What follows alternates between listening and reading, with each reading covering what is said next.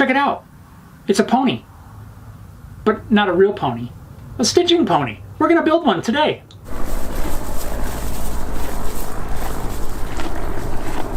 That's not a pony.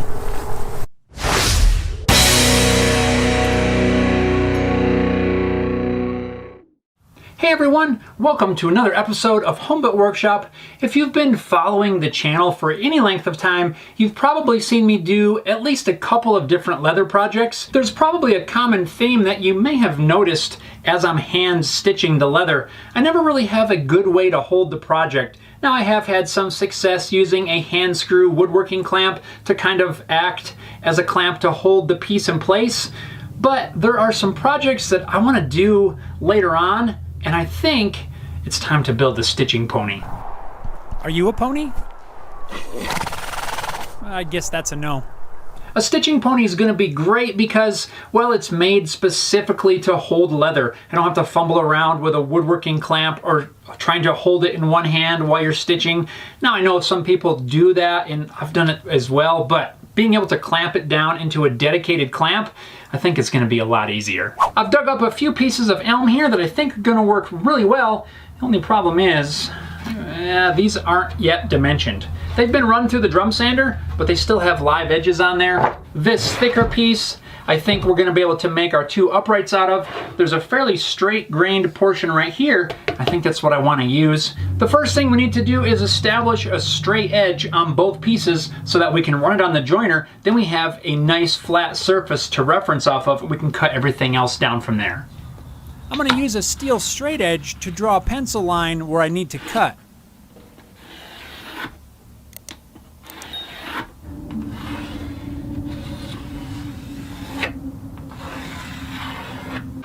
Then I'll just freehand cut that over at the bandsaw. A couple passes over the jointer and we have a nice flat edge that we can trim down now using the table saw.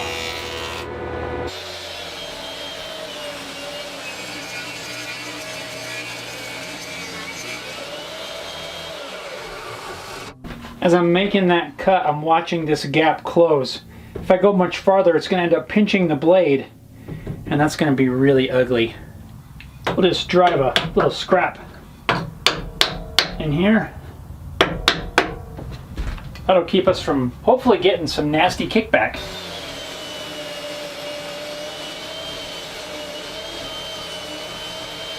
There are no projects out there that are worth getting hurt over. Pay attention when you're making cuts like that. If you start to see that saw curve close up, that is a very high potential for kickback.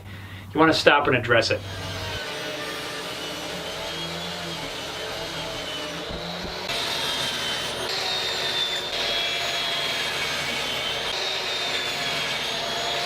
Now I need to resaw this piece so that I can get two boards.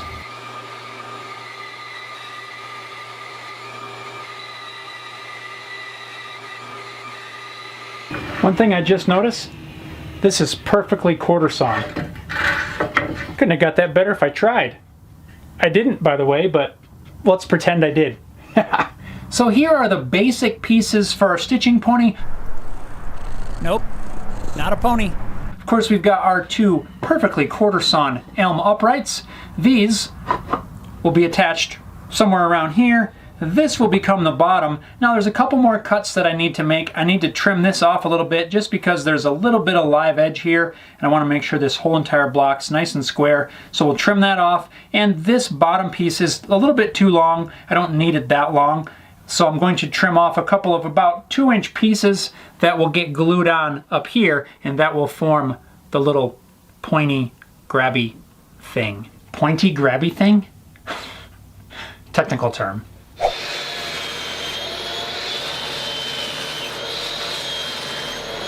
Now, everything fits a little better. I've cut this down to 12 inches, squared up that block, and we've got these little offcuts here that will get glued on to the top of our uprights.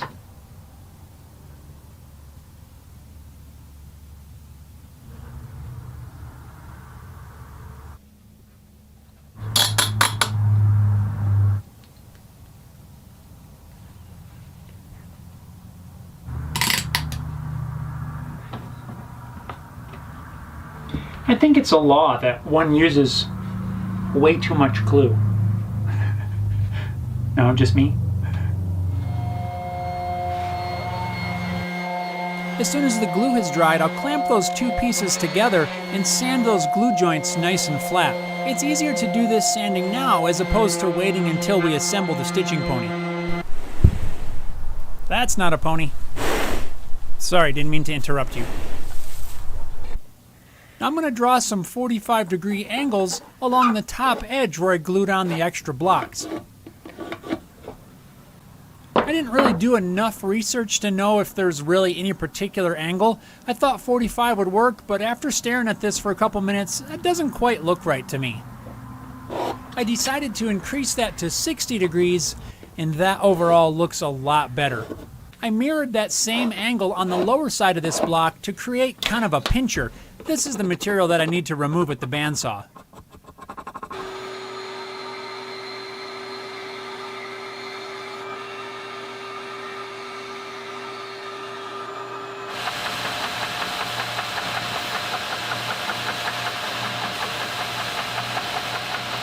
Now I'm going to drill a couple of holes in the side arms. This will be for a bolt to pass through so that we can secure the piece that we're stitching in the pony. Not a pony. I can't find a pony anywhere. At this point, I'm about ready to attach the base plate, but before I do that, I need to drill a couple of holes, which will allow me to use some T-track bolts to secure this to the T-track. But sometimes I may not want to use the T-track, so I'm going to drill some recesses in the bottom. That way, once we have this all complete, I can just snug the nuts down, which will pull the T-track up into the bottom. Then I can just clamp it to whatever table, just in case I don't want to use the T-track.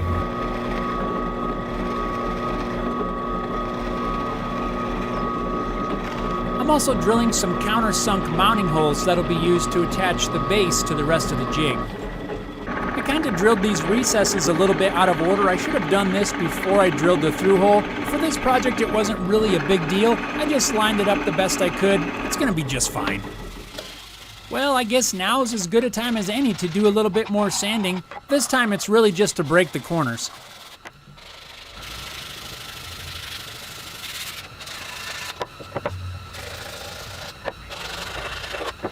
Now it's time to attach the base.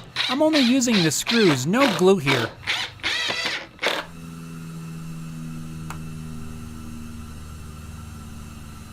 Now I can go ahead and install the hinge that's going to allow the pivoting arm to pivot.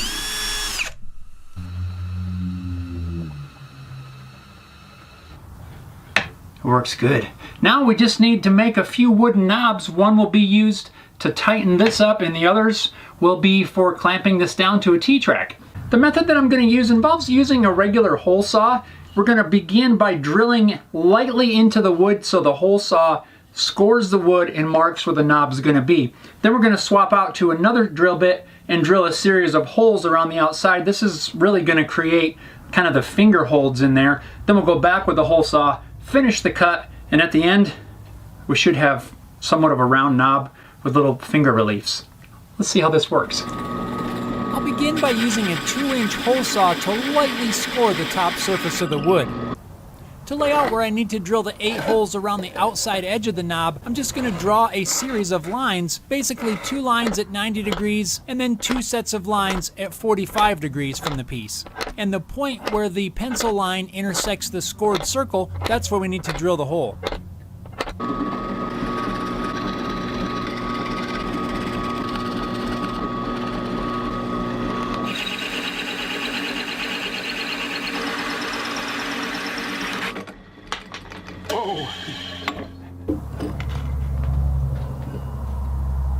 That worked great. I used a 2-inch hole saw with 3/8-inch pilot holes around there.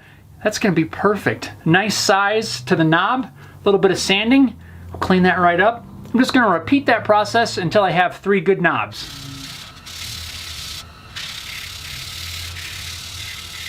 And to finish up the knobs, I'm just going to install one of these little threaded inserts. They just screw in with a regular Allen wrench. Depending on what insert you're using, you may have to re-drill the hole to the proper size. A lot of times these come with a recommended hole size. You can usually find that on the packaging. I had to re-drill this one.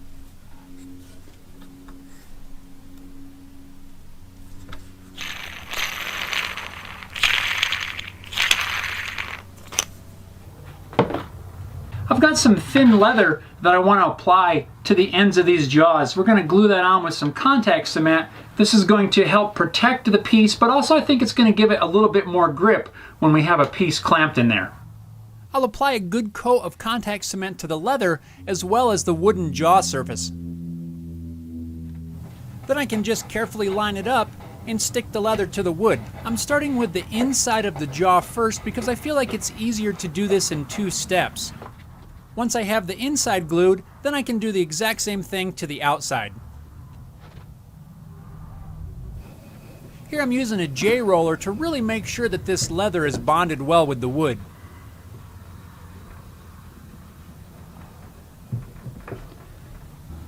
And to make sure the leather is nice and even with the wood, I'll just clean it up with some sandpaper.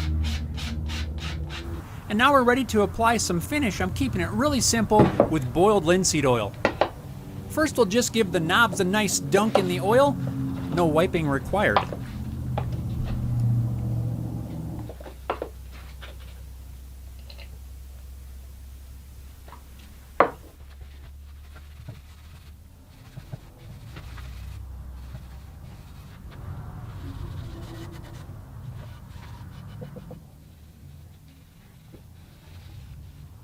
I love that kind of chocolatey brown color that this elm gets. I say it every single time, but I just really like this color. I like the look.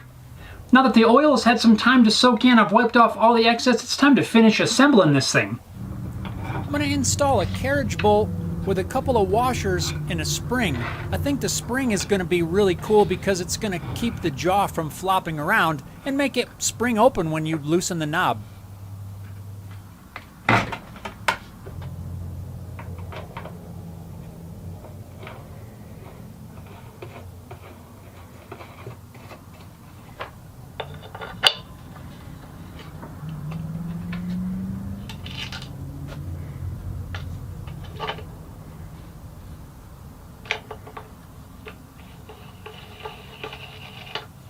I think now it's time to try this out.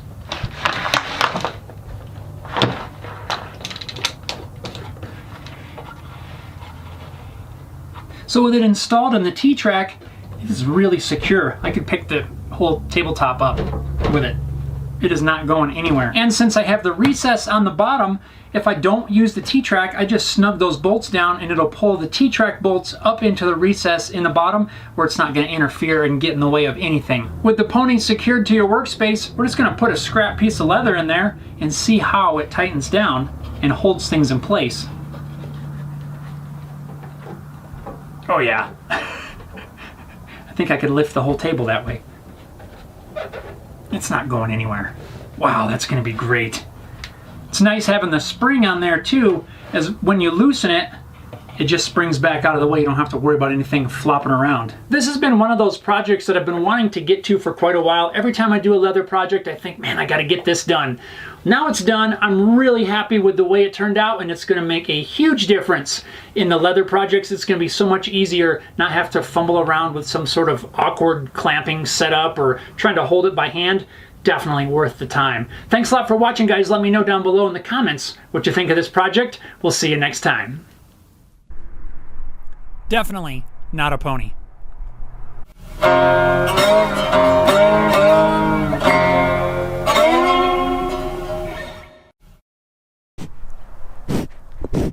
You're still not a pony. Am I the only one who likes the smell of contact cement? Don't sniff glue, that's not what I'm saying. Are you a pony?